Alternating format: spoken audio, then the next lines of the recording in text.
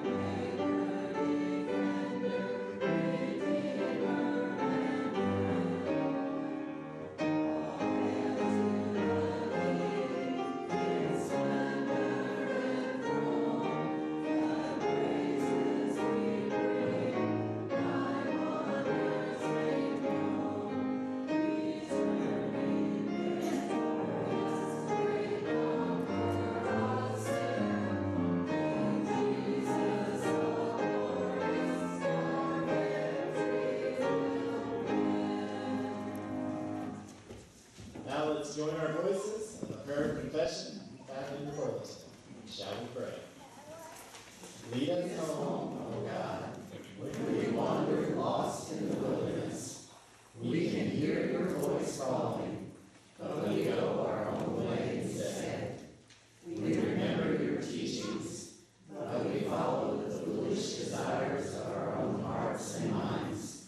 Forgive us, renew us, and lead us home to your promised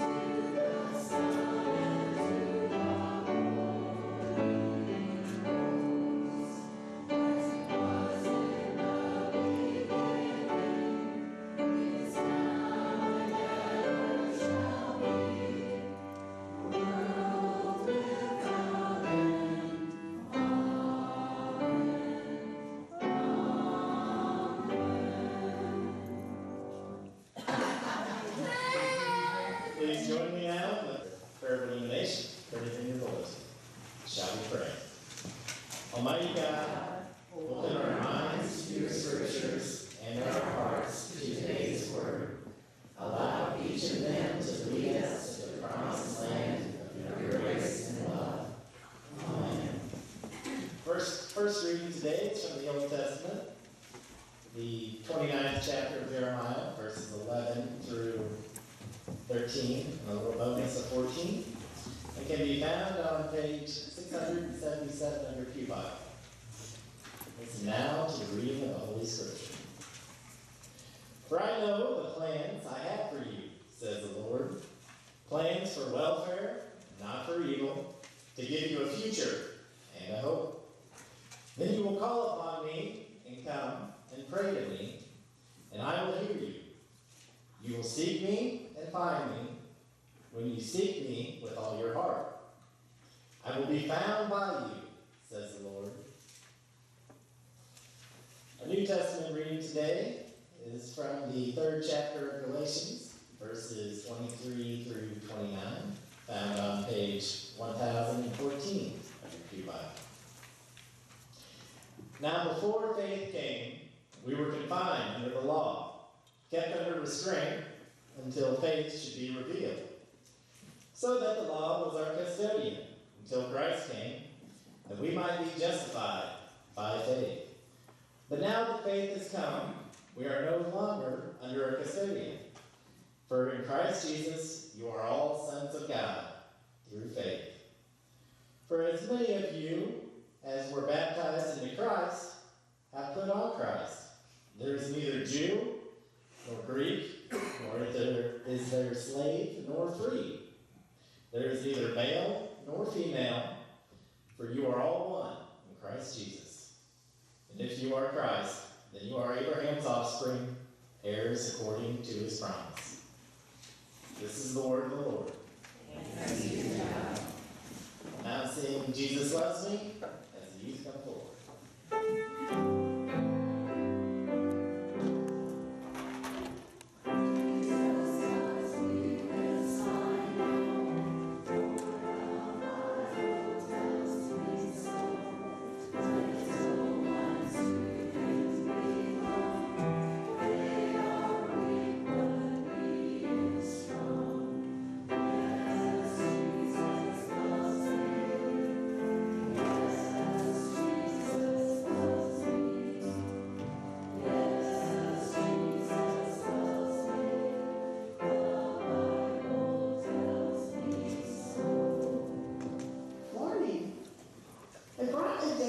With me. Do you guys like to play cards? We play a lot of cards at our house. My family likes to play cards, and Steve's family like to play cards, so sometimes there might be 10 of us playing cards. Now, I don't know any card games.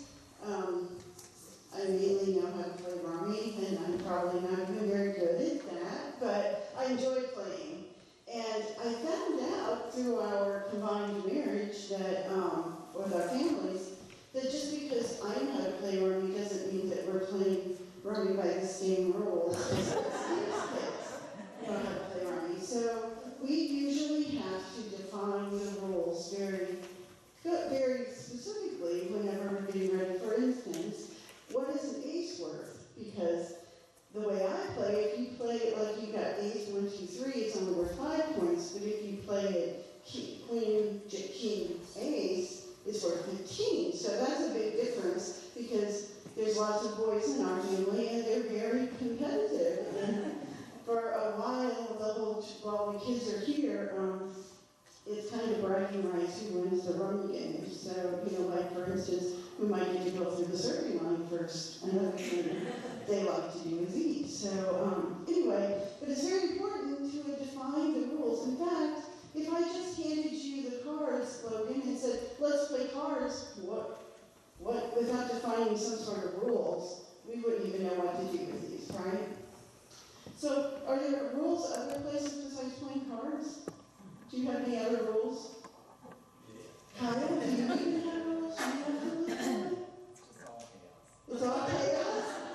Come on, we're putting it.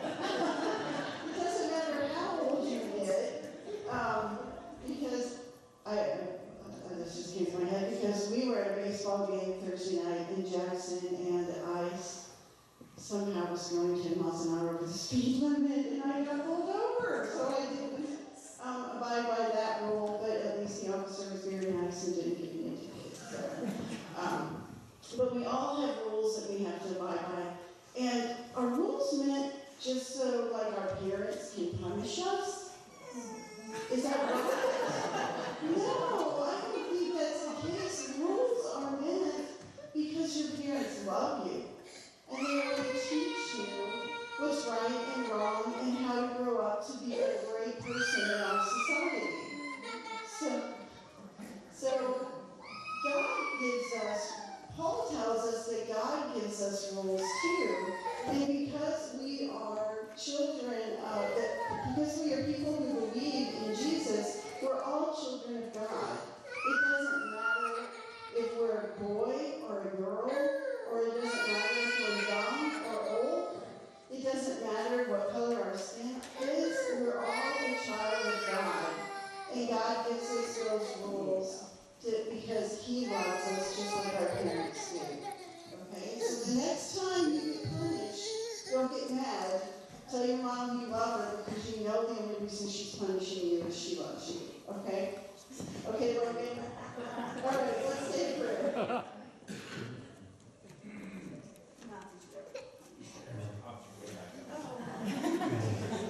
Dear God, thank you for giving us rules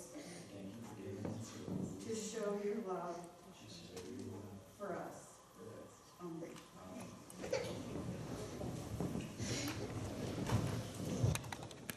Thank you, John.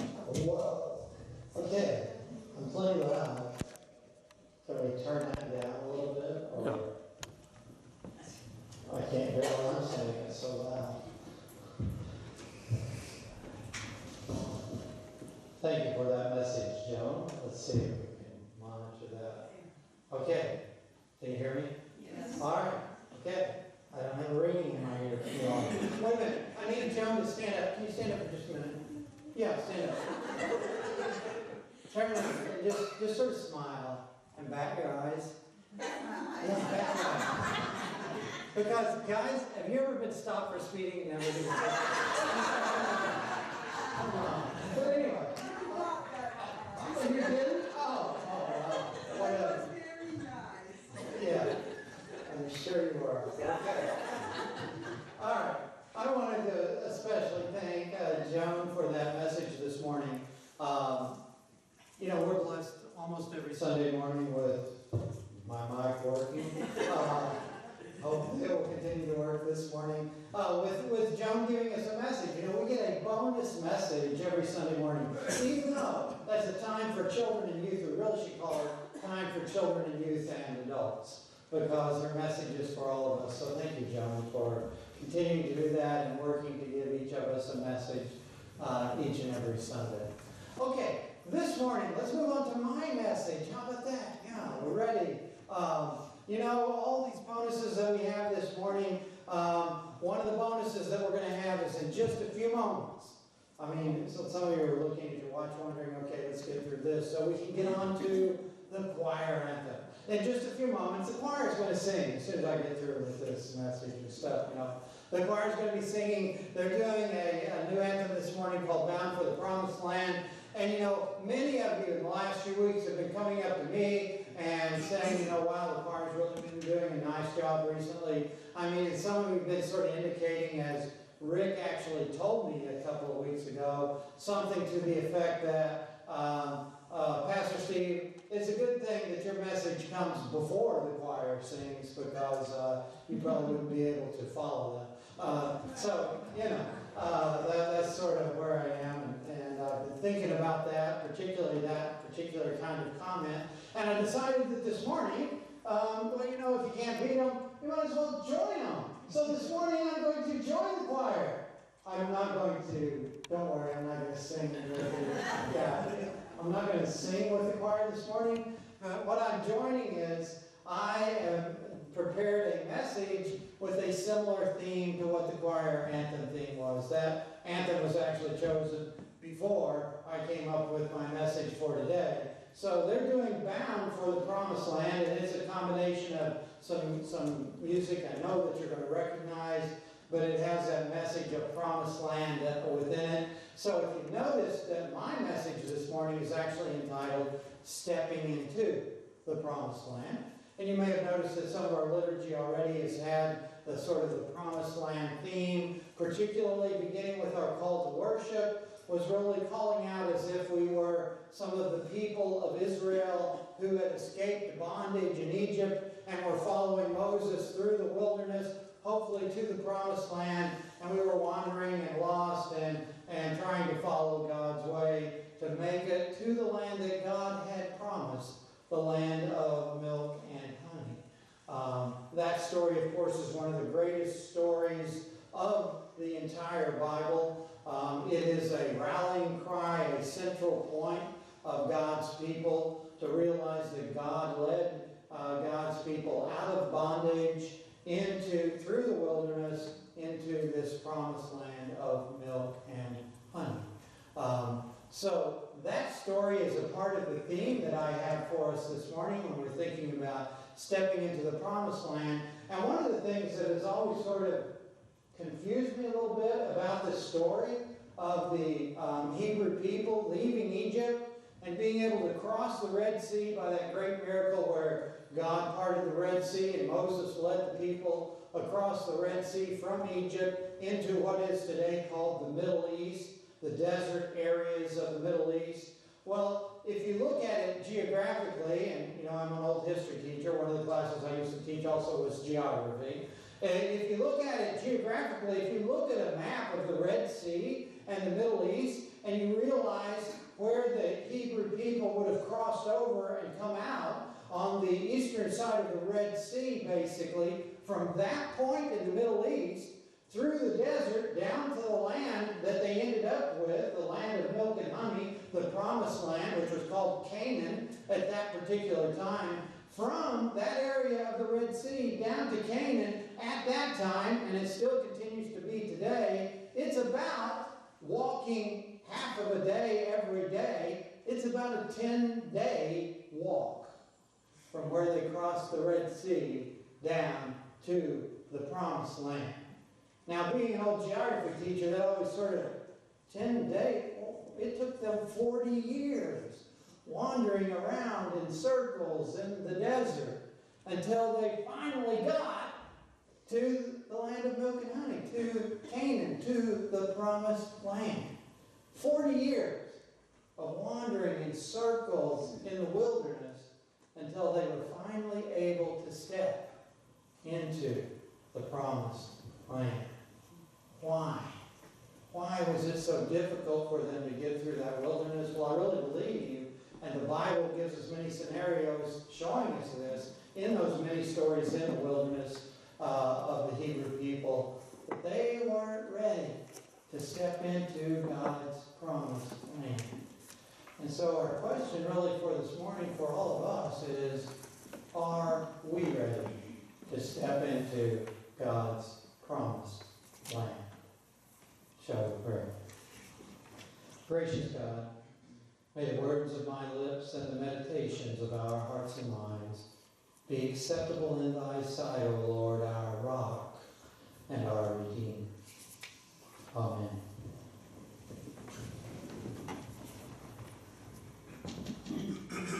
Are we ready to step into the promised land? I don't know about you, but I find myself sometimes in that 40-year mode. A journey that should only take me about 10 days presses on and on and on, and I keep trudging along, trying to get to where I'm supposed to end up, all because, God just can't get me to listen up. God's saying, hey, Steve, pay attention. You missed that exit to Canaan again. It's over back there. Weren't you paying attention? Do you ever find yourself there too?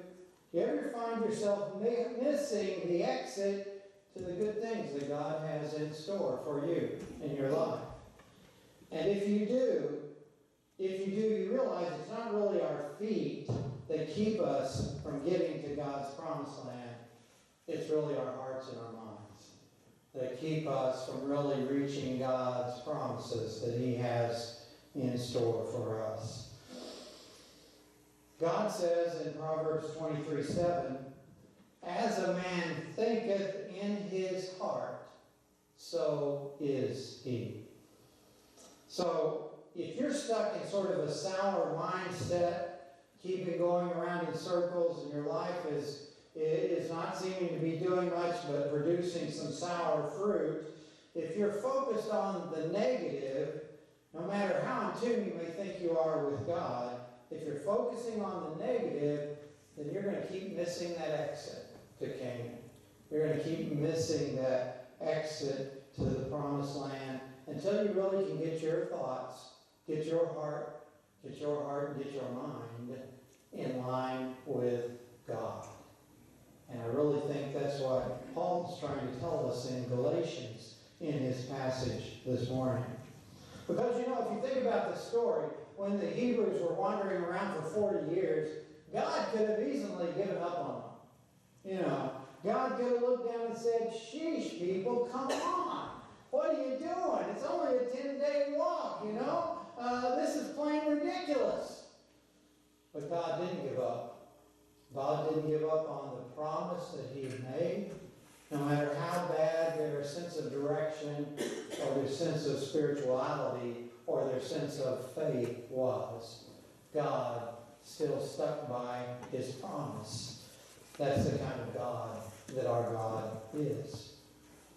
So, what are the thoughts that you're dwelling on today? Are you living the kind of life that gets you to the promised land in 10 days, or in weeks, or in months, or in years, or maybe never? If you've been struggling to get ahead spiritually, if you've been struggling to get closer to God and you haven't seen much luck with it in your life, maybe you're sort of going around in circles and doing the same thing over and over again. Maybe you're in that 40-year mentality mode that's real easy for all of us to fall into. But I don't want you to take the long way around, like I certainly have in my life. I've been in this pulpit now in May 19th, it will be 6 years that I've been standing here in this pulpit and delivering messages to you all. But it was about a 40-year journey to get me here, to this point where God wanted me to be. There have been lots of moments in my life when I've been thinking that, I'm so out of tune with God that I felt like I was on a merry-go-round, on a carousel. Remember being on the carousel on the little horse, going up and down, and you're trying to grab that ring, and whoops, miss it again, And I think we've all been there. At times in our lives, we get stuck in these ruts. We get stuck in that kind of feeling, we get close. We think, okay, I'm doing the right thing now. Okay, this is what God wants me to do. I'm doing this. And then we fall back onto that pink and white horse, and we're going up and down. And we go, and there was the exit to Canaan, and we missed it again.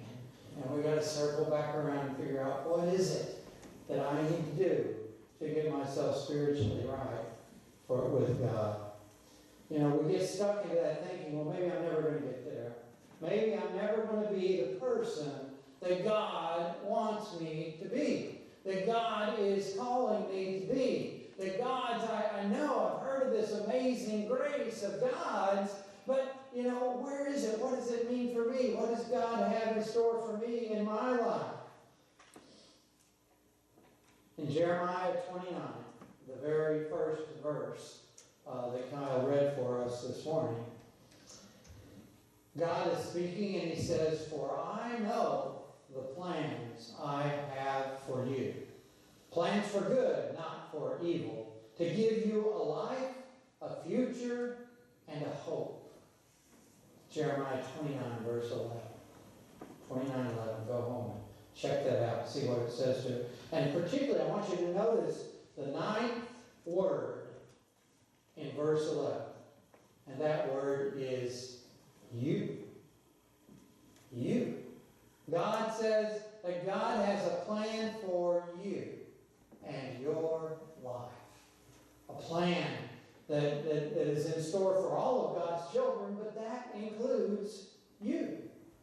I know the plans I have for you, God said. God promised us, has a promised land in store for you in your life on this earth. God wants to see you step into that same covenant that God made with Moses and the Hebrew people, to align yourself with God. That's what God's asking of you. And God promises you that there will be a promised land in your life. If you can just get out of that circle of going around in the wilderness and get off and step in the direction of God, you can step into your promised land, into your Canaan. Now, I don't know what your Canaan may be in your life. Maybe it's the renewing of your marriage. Maybe it's seeing new life in your own children. Maybe it's being set free from the bondage of some illness that you've been suffering with. Or maybe it's just an all-around freedom from negative thoughts and negative thinking to align yourself with God. Only God knows what your promised land is in your life. But deep in your heart, I know that you know that God wants to see you through to your promised land. We just got to align ourselves with God, with God's thinking and God's plan for our lives. You know, for the Hebrew people, to get to that promised land, the very first thing they had to do was step out of Egypt. They had to leave their old way of life behind. Now, it wasn't a very good way of life. They were in bondage. Most of them were slaves to the Egyptian people at that time. So it wasn't a difficult choice, you would think, to give up your life and to step out with God. But they were actually giving up their lives, the only lives that they had known now for generations in Egypt. And they were stepping out into the unknown. They were stepping out across the sea, which threatened them. They didn't know what they were walking into when they walked across that sea that had been parted on both sides. For all they knew, it was going to close in and collapse on them and kill them, just as it did the Egyptian army once the Egyptians started to cross after them. Once the Hebrew people got across, the Egyptians were engulfed and killed by the Red Sea. They didn't know what they were getting into. They did step across, and they stepped into a wilderness, a desert. But still they continued to step out, following God's promise that there would be a land of milk and honey at the end of their voyage, at the end of their journey that they were taking. Only God knows what your promised land will be. But the first step to leaving that old life in Egypt behind was the same step that carried them into Canaan. It was one step, one at a time, trying to become closer to God, trying to get their lives in line with God's thinking. And they went through a lot of trials and tribulations in that desert, in that wilderness, before they got to the point where they could step into their promised land, into their land of milk and honey. So how do we step? How do we get ourselves in line with God's thinking? You're saying, Pastor Steve, okay, that sounds great, but what are we supposed to do? What do we have to do to get ourselves in line with God's thinking? Paul gives us some clues. If we go back to 2 Corinthians 10:5, finally we're getting back to what would actually be a lectionary scripture for today. All the other ones are not lectionary. 2 Corinthians 10:5 tells us this: inasmuch as we refute arguments and theories and reasonings and every proud and lofty thing that sets itself up against the true God. If we refute, if we rid our lives of all of those negative things that are setting themselves up against the true God, and we lead every thought and purpose away, captive, into the obedience of following Jesus Christ, then we are heirs of the promise. So we've been shown the way back there, the way, the truth, and the life. It's the way of Jesus Christ. And we're given example after example after example throughout the gospel message of the life of Christ. Those are the steps we are to follow. God tells us right there in black and white that if we want to line ourselves up with God, if we want to be obedient to God, then we need to stand up to the temptations of this world.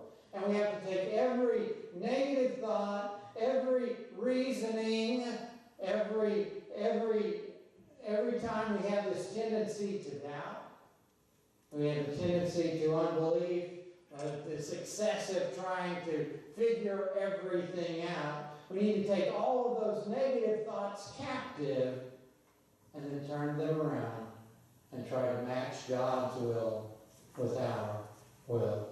That's what Paul tells us there in 2 Corinthians 10. So when you're walking through the wilderness, trying to find the promised land, God says, don't let your feet be weary. Don't let your feet convince you that, no, you can't do this. Because God has promised that He'll carry you safely in His arms. If you get too weary, if you come up against something you think you can't face, God says, I will face it with you and will carry you in His arms. You just have to put your trust in God. And that's so easily said and so difficult to do.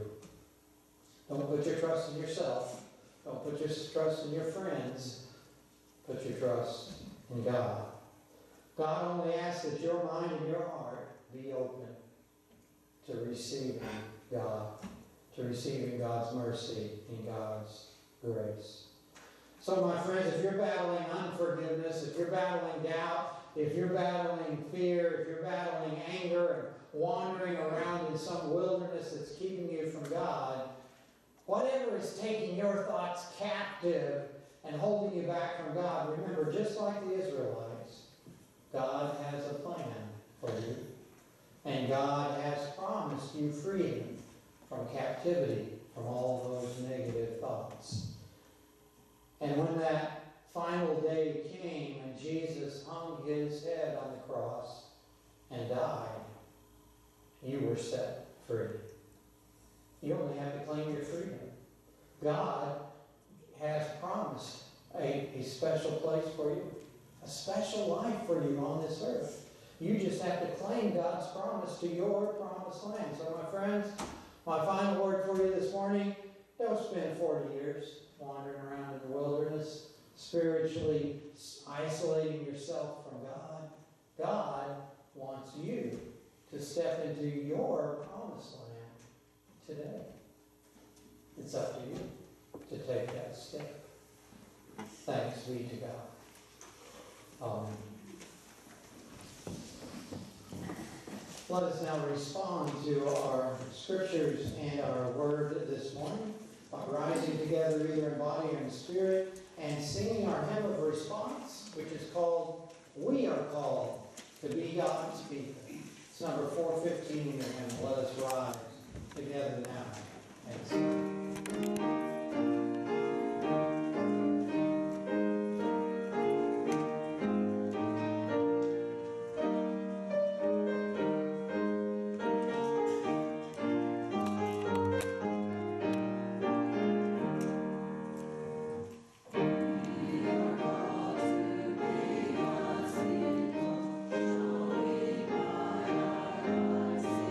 Grace,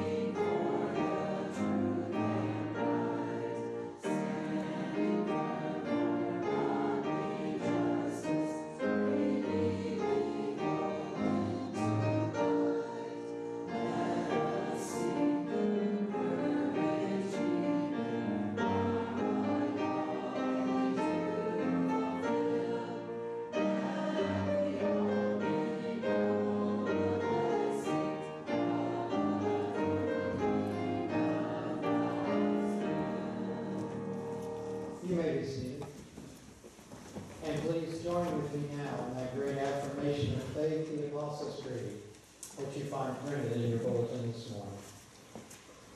I believe in God, the Father Almighty, maker of heaven and earth, and in Jesus Christ, his only Son, our Lord, who was conceived by the Holy Ghost, born of the Virgin Mary, suffered under Pontius Pilate, was crucified, dead, and buried. He descended into hell. The third day he rose again from the dead. He ascended into heaven, and sitteth on the right hand of God the Father Almighty.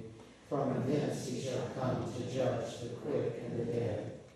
I believe in the Holy Ghost, the Holy Catholic Church, the communion of saints, the forgiveness of sins, the resurrection of the body, and the life everlasting. Amen. I just realized that on Bonus Sunday, we have the bonus of being able to say the Apostles' Creed together again. I don't know if you've noticed, but we have a regular schedule of creeds that we use throughout the month. The first 2 Sundays of the month, we always say the Apostles' Creed. But the third Sunday of the month, we use the Nicene Creed. And the 4th Sunday of the month now, because it's a short service Sunday, we use a brief excerpt of faith, that statement of faith. So you just enjoyed another bonus by getting a third recitation of the Apostles' Creed that you experienced this morning. You're now getting ready to, why is he talking? Let's get more quiet. Let's go. So we are to that point in our service where we are preparing to receive our offerings. And our choir will be singing their special number. So as our ushers come forward, please be generous with your gifts this morning.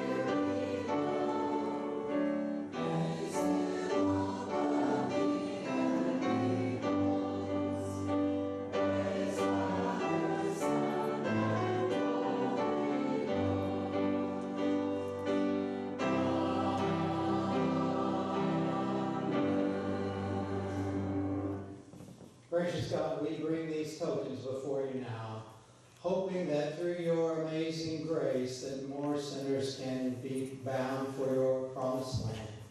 We ask that you bless these tokens, that they may be used to spread your kingdom throughout this world. It's in your holy name we pray. Amen. You may be seated.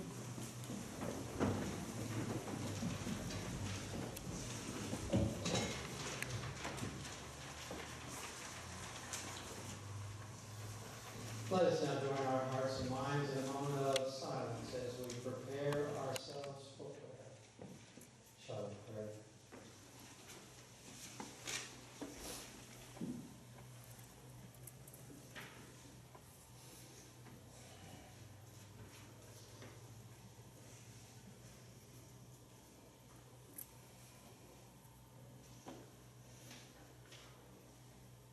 Almighty and all-powerful God, on this time that's deep now into the season of Lent, on this day filled with sunshine, our souls are cheered and our thoughts turn to you. We give you thanks for this day, for the sunshine, for the warmth of a friend's smile, for the music from our choir, for a gentle touch, just for the assurance that your love is here. Thank you, precious God. And yet in the midst of our joy, in the midst of our bonuses, in the midst of our attempts to step into our promised lands, we remember so many who are in need this day. Those who suffer from illness or disease, those who lack food or even clean water, those who suffer from the ravages of war or oppression, those who have recently lost loved ones. There are so many who are in need in this world. So we ask this day, our God, that some measure of your love be extended to all those in need, whether they were mentioned by name in this service or whether they remain unnamed, but continue to be in our thoughts and prayers. May they all know the comfort of your redeeming grace. May they all be empowered to take a step toward the promised land. Be with us now, our God, as together we repeat the prayer that Jesus taught us, saying, Our Father, who art in heaven, hallowed be thy name. Thy kingdom come, thy will be done, on earth as it is in heaven. Give us this day our daily bread, and forgive us our debts, as we forgive our debtors. And lead us not into temptation, but deliver us from evil. For thine is the kingdom, and the power, and the glory forever. Amen. All right, we now come near to the end of our service. Our bonuses are almost at an end. I have one more for you after our closing hymn. So, that's to look forward to. So we're now to our closing hymn as we close our worship together this morning. Our hymn this morning is We've a Story to Tell to the Nations, which you find on page 446 of your hymnals. Let us rise now together, either in body or spirit, and sing.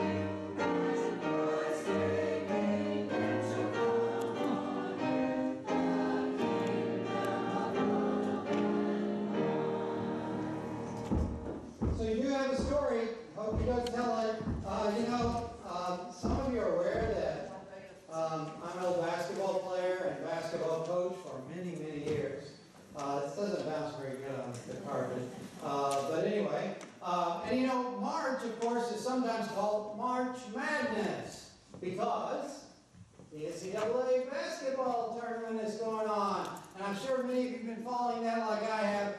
Unfortunately, my favorite, North Carolina, is already gone. They didn't get it. Auburn knocked them out. So anyway, I don't know what your favorite is. If you're rooting for Virginia or Texas Tech, you're in the Final Four. There's a couple more games this afternoon. You may be watching that, whatever. The Duke game doesn't come on until 4:20. So the Cardinal game is actually on at 1:10. So you can get the whole Cardinal game in and then watch the Duke game.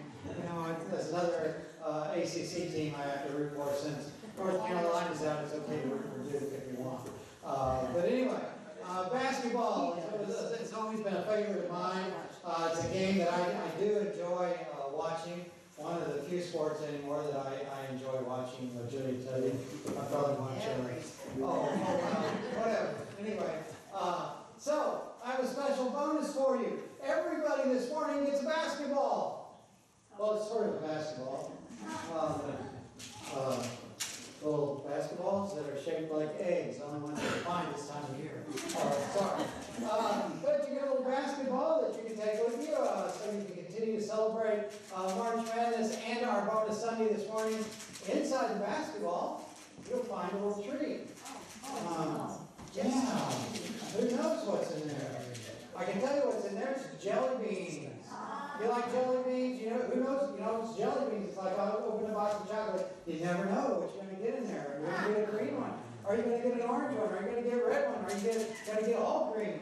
Are you going to get all red? Who knows? Might be in there. So jelly beans, because some of you may know I've given up chocolate for Lent, so jelly beans. But for some of you, a special bonus, and about every fourth one, in addition to the jelly beans, there's also a piece of chocolate. So some of you, can still enjoy that. We still have donut holes in the back. I hope you take them with you. It's stuck 3 or 4 in your mouth on your way out. It's fine. The jelly beans will keep, the donut holes are not. So, eat those, but take these with you. I'll hand them to you on the way out. I'll try to pass them to you, or you can't bounce past these. Also, if you want a balloon, please feel free to take a balloon with you. I don't know, does Harper, does she have, she just did on that? Okay. All right. Okay. So that one's taken, but any of that are up for grabs. Take them with you. I hope you have a great week this week. I hope you do return next Sunday, which will be April. We will be celebrating communion next Sunday on April 7th. Palm Sunday is April 14th with our palms and the processions and what will be happening then. The choir is singing again next Sunday. It won't be singing on Palm Sunday, I don't believe. We'll be singing then again on Monday, Thursday, April 18th. That service is at 6:30 p.m. And then they also will be singing on Easter. So we're going to be hearing choir. So I noticed there, everybody seemed to be, hey, choir, just keep on singing. But the message, you're going, when is this going to be over? I don't know how that balances out. But anyway, I hope you have a great week. I hope your basketball team wins if you're still rooting for that. If not, I hope the Cardinals win today. Goldsmith already has 3 home runs and 6 RBIs, so he's doing pretty well. Anyway, I hope you do have a great week. I know the weather is going to be warming up. You're going to get outside. You're going to be enjoying yourself. Remember, regardless of what you're doing, regardless of whether you're in watching basketball or going to the Cardinal game or just enjoying God's great creation in the outdoors, remember that God is always right there with you. Because God is always above us. God is always below us. God always is behind us. God is always before us. God is also always standing right beside us. And most importantly of all, God is always inside us as well. Go in peace this week, my friend.